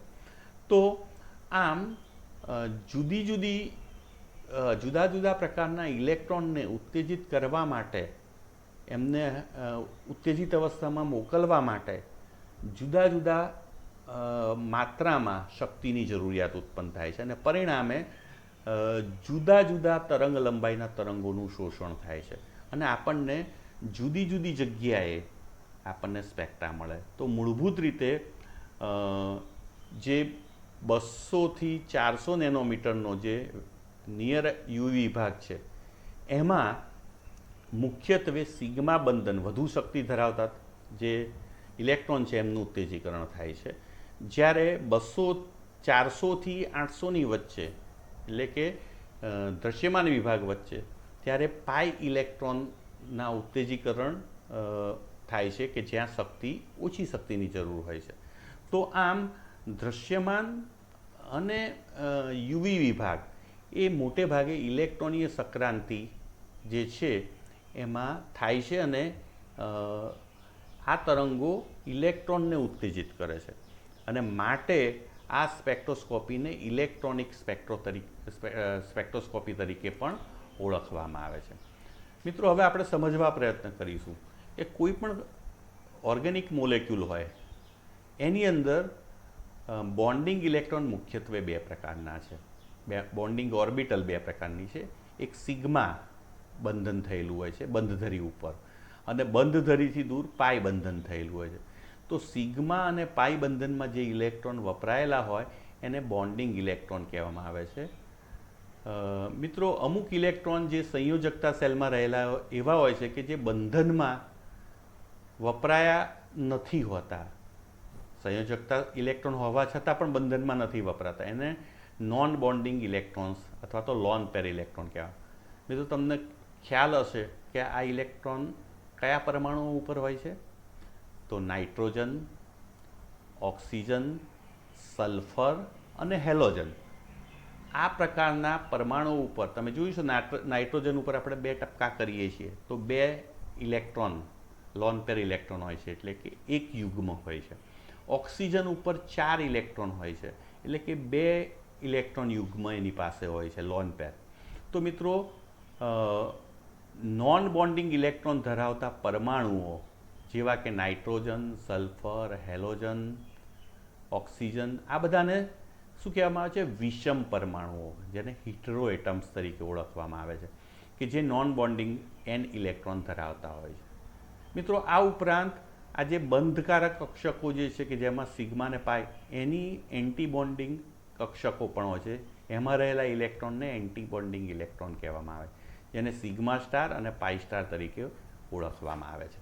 તો મિત્રો, કોઈ પણ અણુનું જો હું બંધારણ જાણતો હોઉં તો બહુ જ સહેલાઈથી એમાં કયા બોન્ડિંગ, નોન બોન્ડિંગ અને એન્ટી બોન્ડિંગ ઇલેક્ટ્રોન આવેલા હશે એ હું નક્કી કરી શકું છું. મિત્રો, આપણે થોડીક એક્સરસાઇઝ કરી લઈએ કે જેથી આ બાબતને વધુ સાહિત્ય સમજી શકીએ. મિત્રો, અહીંયા મિથાઇલ, ઇથાઇલ, ઇથર છે. તમે જોઈ શકો છો. તો આપણે ખાસ ધ્યાન રાખવાનું કે સિગ્મા જે બોન્ડિંગ ઇલેક્ટ્રોન છે તો દરેક અણુમાં હોય જ, પણ પાઈ ક્યારે હોય? દ્વિબંધ કે ટ્રિપલ બંધ હોય તો. મિત્રો, આપણે જાણીએ છીએ કે સિંગલ બંધ હોય તો હંમેશા સિગ્મા હોય છે, દ્વિબંધ હોય તો એમાં એક સિગ્મા અને એક પાઈ હોય છે, ટ્રિપલ બંધ હોય તો એક સિગ્મા અને 2 પાઈ બંધ હોય છે. તો આનો અર્થ એમ થયો કે આ સંયોજનમાં એક પણ દ્વિબંધ નથી, એટલે કે પાઈ ઇલેક્ટ્રોન નથી. તો બોન્ડિંગમાં માત્ર સિગ્મા જ છે. મિત્રો, અહીંયા વિષમ પરમાણુ તરીકે ઓક્સિજન છે. તો નાઇટ્રોજન, ઓક્સિજન, સલ્ફર ને હેલોજન, આ 4 પ્રકારના પરમાણુઓ છે. તો પહેલો પ્રશ્ન જે છે એમાં દ્વિબંધ છે. દ્વિબંધ હોય તો સિગ્મા અને પાઈ બંને હાજર. જો વિષમ પરમાણુ હોય તો n ઇલેક્ટ્રોન હાજર, એટલે કે નોન બોન્ડિંગ ઇલેક્ટ્રોન, જેને લોન પેર ઇલેક્ટ્રોન પણ કહેવામાં આવે છે. અને જો સિગ્મા હોય તો એની પ્રતિબંધકારક કક્ષક હોય. અહીંયા પાઈ નથી તો એની પ્રતિબંધકારક પાઈ પણ નથી. તો આમ આની અંદર સિગ્મા, n એટલે કે નોન બોન્ડિંગ ઇલેક્ટ્રોન અને એન્ટી બોન્ડિંગ ઇલેક્ટ્રોન તરીકે સિગ્મા સ્ટાર, આમ 3 પ્રકારના ઇલેક્ટ્રોન હોઈ શકે, અને એટલે એને અનુરૂપ જ સંક્રાંતિ થાય. મિત્રો અહીંયા બીજું દર્શાવેલું છે નોર્મલ પેન્ટેન. તમે નોર્મલ પેન્ટેનમાં જુઓ છો બધા જ સિંગલ બંધ છે, એક પણ દ્વિબંધ નથી, એટલે આમાં માત્ર સિગ્મા જ છે બોન્ડિંગ ઇલેક્ટ્રોન. આમાં વિષમ પરમાણુ ક્યાંય નથી, નાઇટ્રોજન, ઓક્સિજન, સલ્ફર કે હેલોજન, અને પરિણામે એમાં એન ઇલેક્ટ્રોન પણ અહીંયા હતા, એ નથી અહીંયા. એવી જ રીતે એન્ટી બોન્ડિંગ અહીંયા સિગ્મા સ્ટાર છે, એટલે આમાં માત્ર સિગ્મા અને સિગ્મા સ્ટાર એમ બે જ પ્રકારના ઇલેક્ટ્રોન છે. મિત્રો અહીંયા જેને કહેવાય ઇથાઇલ પ્રોપેનોએટ આપેલું છે. અહીંયા સી ડબલ બોન્ડ ઓ છે, મેં દ્વિબંધ આવ્યો એટલે સિગ્મા અને પાઈ બંને થયા. અહીંયા બે ઓક્સિજન વિષમ પરમાણુ છે એટલે એન ઇલેક્ટ્રોન પણ થયા, અને સિગ્મા અને પાઈની પ્રતિબંધકારક કક્ષકો પણ છે અહીંયા. તો મિત્રો બહુ સહેલાઈથી આપણે સિગ્મા, પાઈ, એન આ બધાની હાજરી જે છે કયા ઇલેક્ટ્રોનની એ નક્કી કરી શકીએ. તો મિત્રો આનો અર્થ એમ થયો કે અહીંયા તમે જોઈ શકો છો કે સિગ્મા, પાઈ અને એન આ ત્રણ જે છે એ આપણી ભૂતલ અવસ્થા છે, જ્યારે આ બે જે છે ઉત્તેજિત અવસ્થા છે, એન્ટી બોન્ડિંગ. તો ભૂતલ અવસ્થા 3, એમાંથી એન્ટી બોન્ડિંગ 2, એમાં જો 3-3માં સંક્રાંતિ થાય તો કુલ સૈદ્ધાંતિક રીતે 6 સંક્રાંતિઓ શક્ય બને. Sigma to sigma star, pi to pi star, N to sigma star, N to pi star, sigma to pi star અને પાઈ ટુ સિગ્મા સ્ટાર. તો મિત્રો સૈદ્ધાંતિક રીતે આ 6 સંક્રાંતિઓ કોઈ પણ અણુમાં થઈ શકે. હવે પ્રશ્ન છે, આ 6 સંક્રાંતિઓ માટેને અહીંયા શક્તિ સ્તરો દર્શાવેલા છે. મિત્રો તમે અહીંયા જોઈ શકો છો કે આ પૈકીના એન ટુ પાઈ સ્ટાર ને પાઈ ટુ પાઈ સ્ટાર આ જે બ્લુ કલરના દર્શાવેલા છે એ ઓછી શક્તિથી થતા છે, જ્યારે આ બધા વધુ શક્તિથી થતા છે. અને એમાં આ 6 તમારી બધી જ જે છે એમાંથી બોન્ડિંગ, આ એન્ટી બોન્ડિંગ એની સિગ્મા સ્ટાર, પાઈ બોન્ડિંગ અને પાઈ સ્ટાર એની એન્ટી બોન્ડિંગ છે, જ્યારે આ નોન બોન્ડિંગ કક્ષક છે. તો મિત્રો 6 ઇલેક્ટ્રોનિક ટ્રાન્ઝિશન જે છે એના પ્રકાર અહીંયા દર્શાવેલા છે. તો શું મિત્રો કોઈ પણ અણુમાં આપણે અગાઉ જ હમણાં નક્કી કર્યું કે આપણે સહેલાઈથી ઇલેક્ટ્રોન એનું બંધારણ જોઈને કહી શકીએ છીએ, તો કઈ સંક્રાંતિ થતી હશે એ પણ આપણે કહી શકીએ સહેલાઈથી. તો એ વાત પણ આપણે નક્કી કરી શકીએ છીએ. પણ મિત્રો અહીંયા એક બાબત છે કે જે 6 સંક્રાંતિઓ જે છે એમાંની જે ઓછી શક્તિ ધરાવતી મેં તમને હમણાં વાત કરી, એન ટુ પાઈ સ્ટાર ને પાઈ ટુ પાઈ સ્ટાર, આ બંને માટે જરૂરી શક્તિ ઓછી છે. અને શક્તિ ઓછી હોય તો તરંગ લંબાઈ વધુ હોય, એટલે કે એ યુવી વિભાગમાં, અને ઘણી વખત પાઈ ટુ પાઈ સ્ટાર ને એન ટુ પાઈ સ્ટારના પટ એ દૃશ્યમાન વિભાગમાં પણ જતા રહે છે. એટલે જેને કહેવાય નિયર યુવી અને દૃશ્યમાન 200થી ઉપર આના પટ મળે છે આ બંનેના. જ્યારે બાકીની સંક્રાંતિઓ જે છે એ વધુ શક્તિ ધરાવતી છે, એટલે કે ઓછી તરંગ લંબાઈએ, એટલે મોટે ભાગે શૂન્ય વિભાગમાં જતી રહે છે. તો અહીંયા 200થી 800ની વચ્ચે જે સંક્રાંતિઓ થતી હોય એ જ આપણને કામમાં આવે, કારણ કે 200થી નીચેવાળો વિસ્તાર જે છે વેક્યુમ વિસ્તાર છે, એમાં હવા શોષણ કરતી હોવાથી એનો અભ્યાસ આપણે કરી શકતા નથી. તો મિત્રો હવે આપણે એ જાણવા માંગીએ છીએ કે આ 6 સંક્રાંતિઓ એ શું સૈદ્ધાંતિક રીતે શક્ય છે પણ પ્રાયોગિક રીતે પણ થાય છે.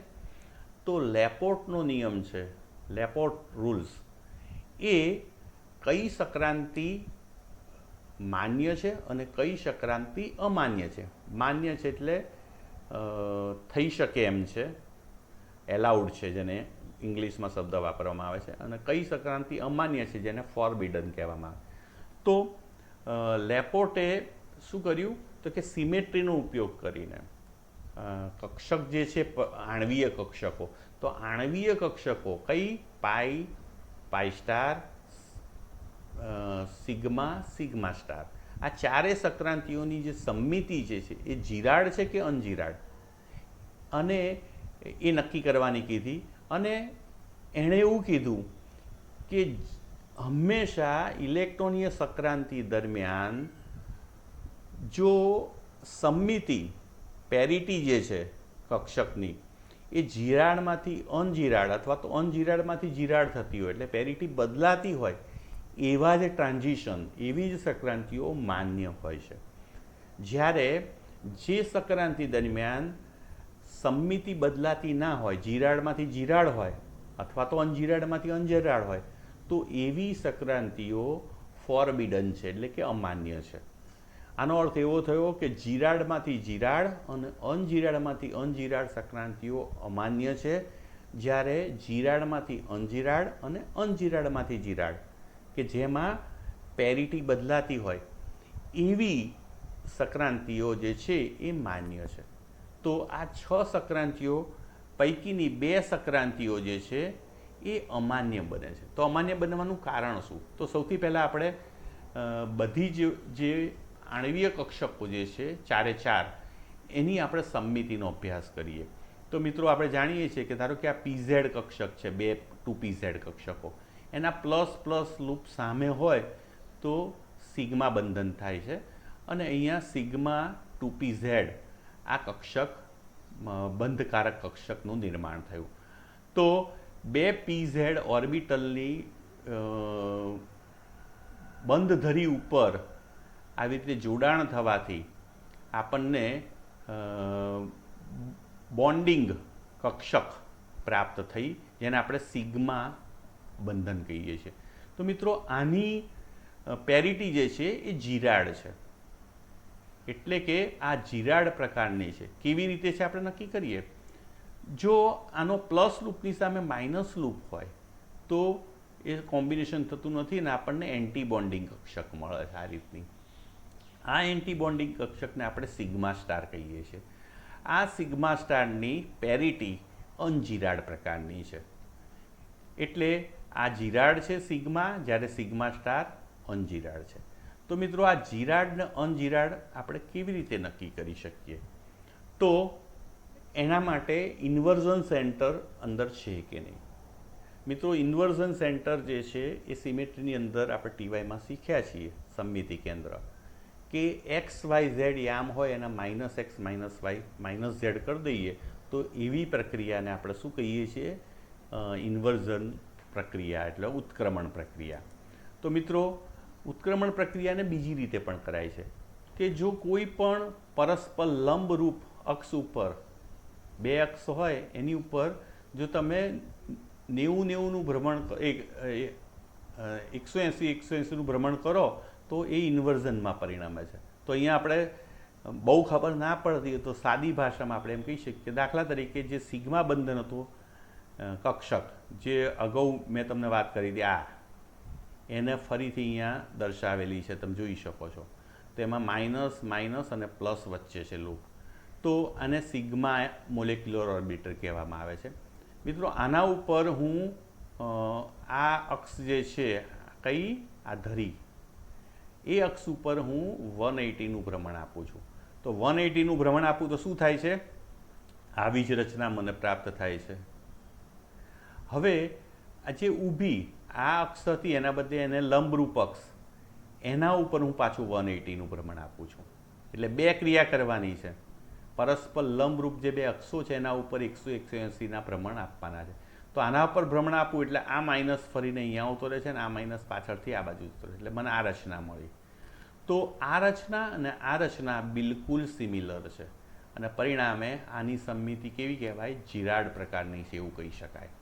તો કોઈ ચેન્જ સાઇનમાં નથી થતો અહીંયા લૂપના, અને પરિણામે આના જેવી જ જે ઓરિજિનલ રચના છે ને, તો 2 વખત પરસ્પર લંબ હોય એવા અક્ષો ઉપર 180નું ભ્રમણ કરવાથી મને એવી જ રચના પ્રાપ્ત થાય છે કે જેમાં કોઈ સાઇન ચેન્જ ના હોય લૂપના. હવે મિત્રો એવી જ મેં તમને વાત કરી કે આ એન્ટી બોન્ડિંગ કક્ષક જે ઉત્પન્ન થઈ છે એને હું સાઈ સ્ટાર એમઓ કહું છું, મોલેક્યુલર ઓર્બિટર એન્ટી બોન્ડિંગ. એમાં આ રીતે હોય છે. મિત્રો એવી જ રીતે અહીંયા કર્યું એવી જ રીતે આ અક્ષ ઉપર હું ભ્રમણ આપું છું તો મને એ જ એવી જ રચના મળે છે. પણ જેવું અહીંયા ભ્રમણ આપું છું કે આ માઇનસ લૂપ પ્લસની જગ્યાએ જાય છે અને પ્લસ માઇનસની જગ્યાએ, એટલે તમે જોઈ શકો છો કે આ અને આ બંને જુદા છે. અહીંયા માઇનસ છે, ત્યાં અહીંયા પ્લસ છે. અહીંયા પ્લસ છે તે અહીંયા માઇનસ છે, એવી રીતે અહીંયા પ્લસ છે ત્યાં અહીંયા માઇનસ, અને અહીંયા માઇનસ છે ત્યાં અહીંયા પ્લસ છે. તો આમ મિત્રો તમે જોઈ શકો છો કે આની જે છે સાઇન લૂપની બિલકુલ અહીંયા બદલાઈ ગઈ છે, એટલે આને શું કહેવામાં છે? અનજીરાડ. તો આમ સિગ્મા જે છે એ જીરાડ છે, જ્યારે સિગ્મા સ્ટાર જે છે એ અનજીરાડ છે. તો મિત્રો બહુ સહેલાઈથી આપણે જીરાડ કે અનજીરાડ સિગ્મા માટે નક્કી કર્યું. હવે મિત્રો પાઈ ને પાઈ સ્ટારની આપણે મોલિક્યુલર ઓર્બિટલ છે એની વાત કરીએ. તો મિત્રો તમે અહીંયા જોઈ શકો છો તો કે જ્યારે પીએક્સ કક્ષક 2px કક્ષક જે એકબીજાને પેરેલલ છે એમનું કોમ્બિનેશન થાય છે, ત્યારે ઉપરની તરફ પ્લસ, નીચેની તરફ માઇનસ, એમ પાઈ બંધન બંધ ધરીથી દૂરની તરફ થાય છે. તો આને પાઈ બંધન કહેવામાં આવે છે, એટલે આને પાઈ મોલેક્યુલર ઓર્બિટલ કહીએ છીએ આપણે. તો પાઈ 2px મોલેક્યુલર ઓર્બિટલ છે. હવે મિત્રો એની એ અનજીરાડ છે, પણ અનજીરાડ નક્કી કરવા માટે આપણે અગાઉ કરી તે જ મેથડનો અહીંયા ઉપયોગ કરીશું. તો આ એક મળી આપણને કઈ? પાઈ એમઓ.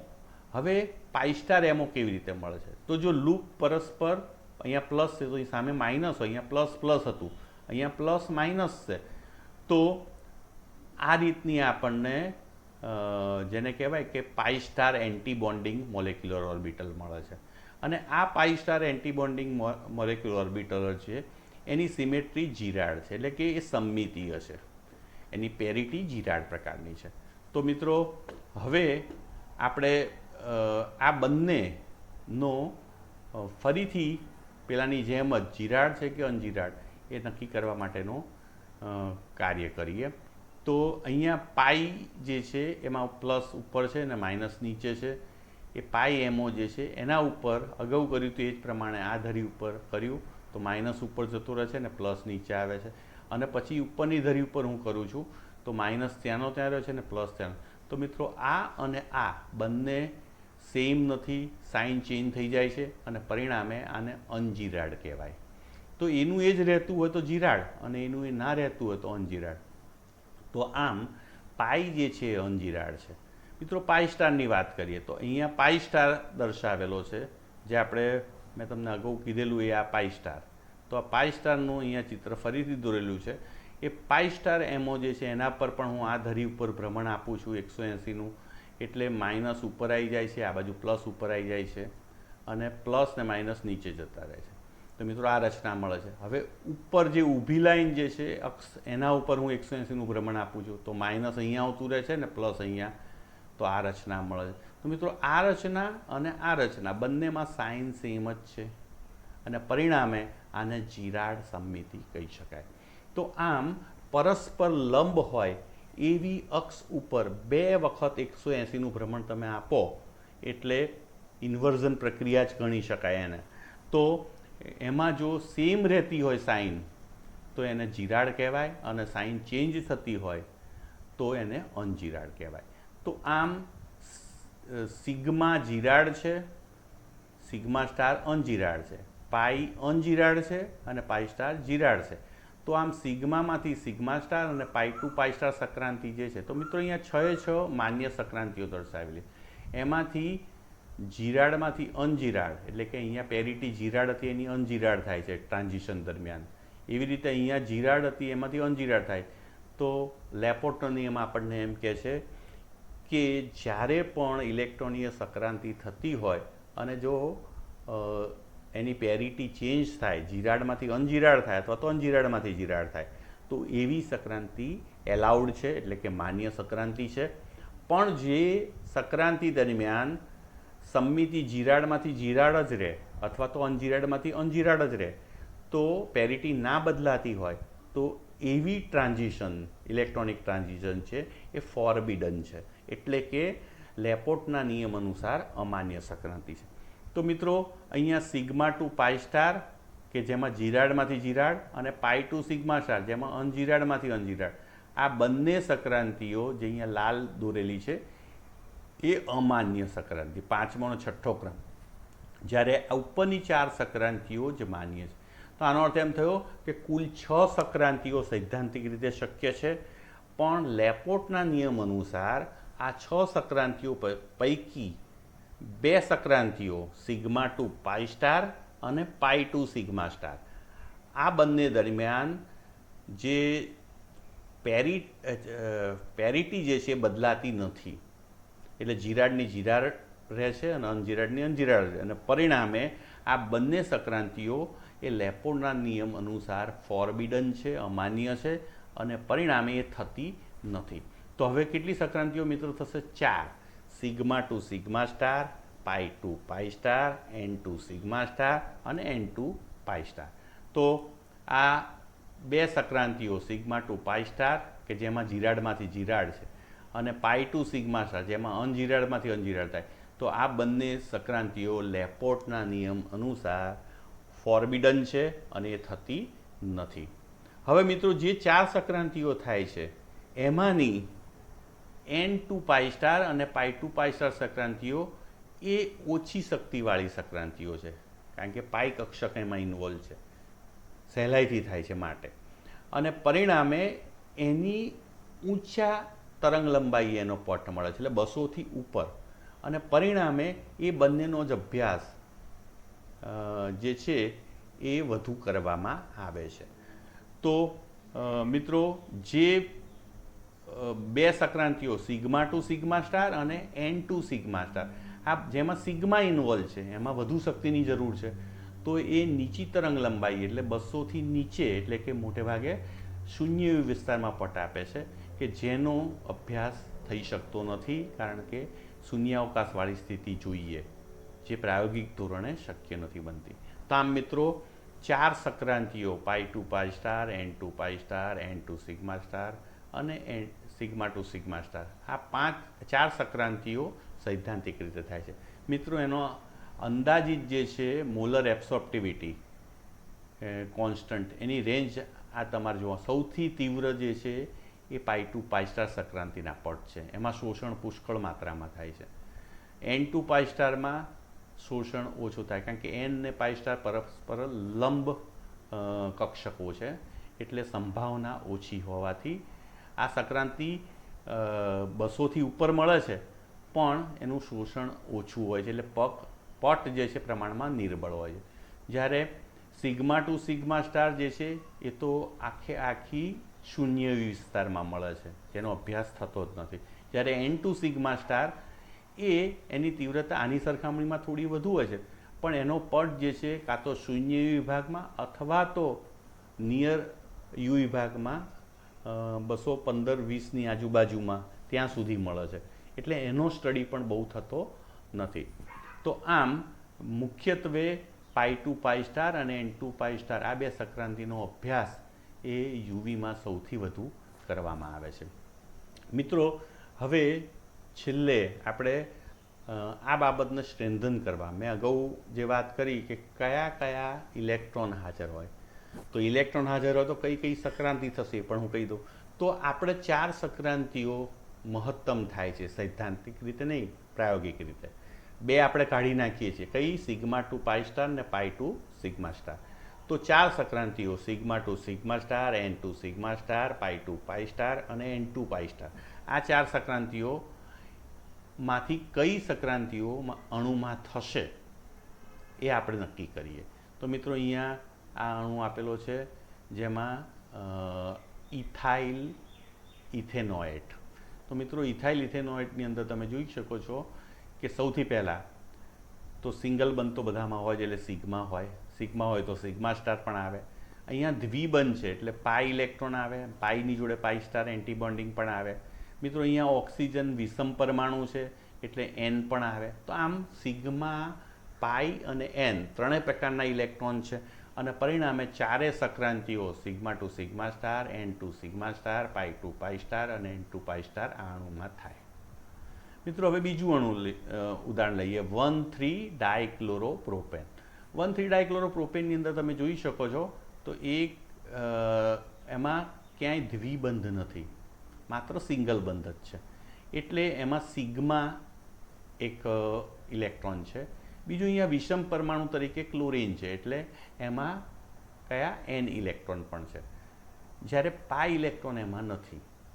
એટલે 2 સંક્રાંતિઓ આ 4 પૈકીની, કઈ? સિગ્મા ટુ સિગ્મા સ્ટાર અને N2 સિગ્મા સ્ટાર. મિત્રો અહીંયા sigma to sigma star Sankranti છે એ શૂન્ય વિભાગમાં મળે છે, જ્યારે N2 સિગ્મા સ્ટાર પણ લગભગ શૂન્ય વિભાગમાં મળે છે.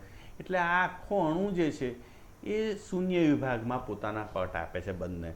અને પરિણામે જે નિયર યુ વિભાગ છે જ્યાં આપણે અભ્યાસ કરીએ છીએ ત્યાં આ શોષણ દર્શાવતો નથી. એટલે જે પદાર્થો કે જેમાં સિગ્મા ટુ સિગ્મા એકલી સંક્રાંતિ થતી હોય અથવા તો આ બંને થતી હોય એવા સંયોજનો જ નિયર આઈઆર અને વિઝિબલ વિભાગ માટે પારદર્શી છે, અને પરિણામે એવા સંયોજનોને દ્રાવક તરીકે જો યોગ્ય હોય તો વાપરી શકાય છે.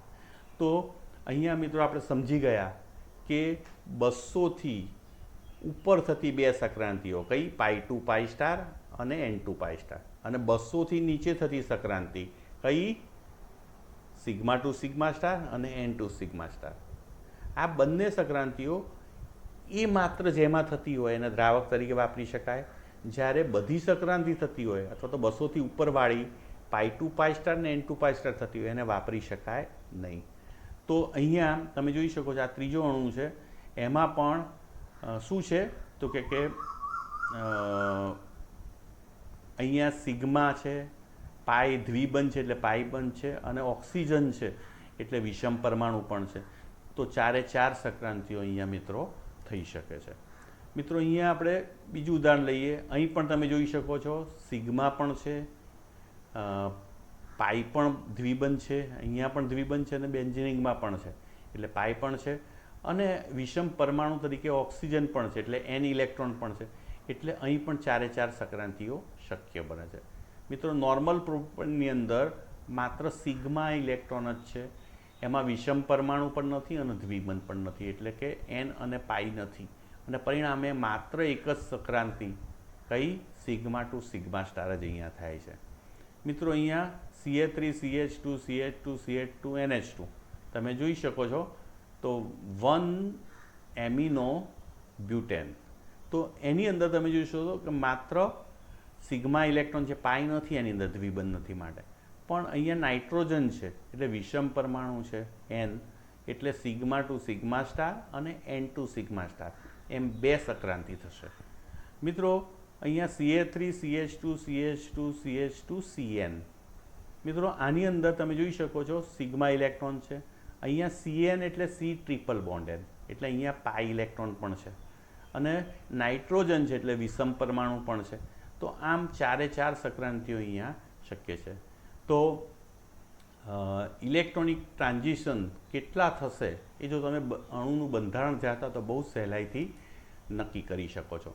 મિત્રો અહીં જોઈ શકો છો સિગ્મા છે, પાઈ ઇલેક્ટ્રોન છે, અને ઓક્સિજન વિષમ પરમાણુ છે, ચારે ચાર સંક્રાંતિઓ થાય. મિત્રો અહીંયા તમે જોઈ શકો છો પાઈ ઇલેક્ટ્રોન છે અને સિગ્મા ઇલેક્ટ્રોન છે, પણ વિષમ પરમાણુ નથી અહીંયા, અને પરિણામે બે સંક્રાંતિઓ થશે કઈ સિગ્મા ટુ સિગ્મા સ્ટાર અને પાઈ ટુ પાઈ સ્ટાર. મિત્રો અહીંયા તમે જુઓ છો સિગ્મા છે, પાઈ ઇલેક્ટ્રોન છે, વિષમ પરમાણુ છે બે, અને પરિણામે ચારે ચાર સંક્રાંતિઓ થાય છે. તો મિત્રો આપણે અહીંયા સ્ક્રીન ઉપર તમારી જોઈ શકો છો કે આખો રિજિયન બતાવેલો છે. 100થી 200 વચ્ચેનો વિસ્તાર જે છે એ વેક્યુમ યુવી વિસ્તાર છે, તમે જોઈ શકો છો અહીંયા ડોટ, અને 200થી 400 વચ્ચેનો વિસ્તાર જે છે એ નિયર યુવી અથવા તો યુવી વિભાગ તરીકે પણ ઓળખવામાં આવે છે, અને 400થી 800 વચ્ચેનો વિસ્તાર 780નો એ દ્રશ્યમાન વિભાગ છે. તો જે sigma to sigma star Sankranti આપણી ચાર સંક્રાંતિઓ થાય છે એ પૈકીની સિગ્મા ટુ સિગ્મા સ્ટાર જે મોટેભાગે આલ્કેનમાં હોય છે એ હંમેશા 200થી નીચે એટલે કે વેક્યુમ યુવીમાં, જ્યારે વિષમ પરમાણુ ધરાવતા આલ્કેન સંયોજનો હોય એમાં N2 સિગ્મા સ્ટાર, આના ઉપરાંત આ પણ થાય છે, પણ આ સંક્રાંતિ જે છે એ 215-20 સુધી થાય છે, અને મોટે ભાગે એ વેક્યુમ યુવી અથવા તો યુવીની શરૂઆતમાં મળે છે, એટલે આનો અભ્યાસ પણ બહુ થતો નથી.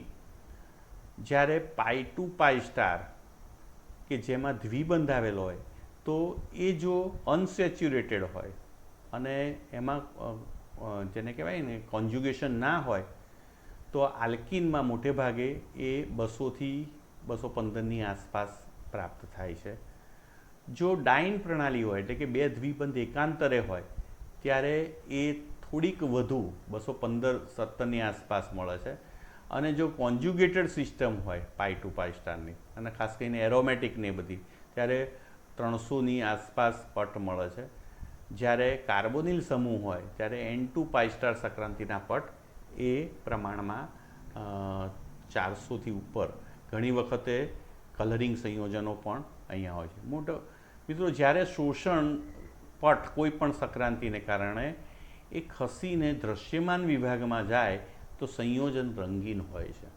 તો જ્યારે બીટા કેરોટીન જેવા વધુ દ્વિબંધ, 11 દ્વિબંધ બીટા કેરોટીન ધરાવે છે, એને કારણે શોષણ બહુ જ જમણી તરફ જાય છે અને પરિણામે બીટા કેરોટીનનો રંગ લાલ હોય છે. તો મિત્રો, જે સંયોજનમાં દૃશ્યમાન વિભાગમાં શોષણ ના થતું હોય, એટલે કે માત્ર 400થી નીચે શોષણ થતું હોય, તો એવા સંયોજનો કલરલેસ હોય છે. પણ જો 400થી ઉપર શોષણ થતું હોય તો એવા સંયોજનો કલરિંગ હોય છે. તો મિત્રો, યુવી અને દૃશ્યમાન વિભાગ ને જુદો પાડવો એ મુશ્કેલ હોય છે. એટલે આપણે આપણા ચેપ્ટરનું નામ યુવી વિઝિબલ સ્પેક્ટ્રોસ્કોપી રાખ્યું છે. તો આવતી વખતે જ્યાં ઇલેક્ટ્રોનીય સંક્રાંતિઓ 4 થાય છે, આ 4 ઇલેક્ટ્રોનીય સંક્રાંતિઓ કયા કયા પ્રકારના અણુઓમાં થાય છે, એ સંક્રાંતિઓની વિશેષતા શું છે, એ સંક્રાંતિની મોલર એબ્સોર્પ્ટિવિટીના મૂલ્યો કેવા છે અને એની ઉપયોગિતા શું છે, એના વિશે વાત કરીશું. સાથે સાથે જે આપણને પટ મળે છે એ પટ ઉપર વિવિધ અસરો, બાથોક્રોમિક શિફ્ટ, હિપ્સોક્રોમિક શિફ્ટ, હાઇપરક્રોમિક ઇફેક્ટ, હિપ્સોક્રોમિક ઇફેક્ટ, તો આ બધી ઇફેક્ટો શું છે એની પણ આપણે ચર્ચા કરીશું. તો મિત્રો, ફરી વખતે આપણે આ યુવી વિઝિબલ સ્પેક્ટ્રોસ્કોપીના ચેપ્ટર સાથે ફરી મળીશું. ત્યાં સુધી રજા આપશો. નમસ્કાર.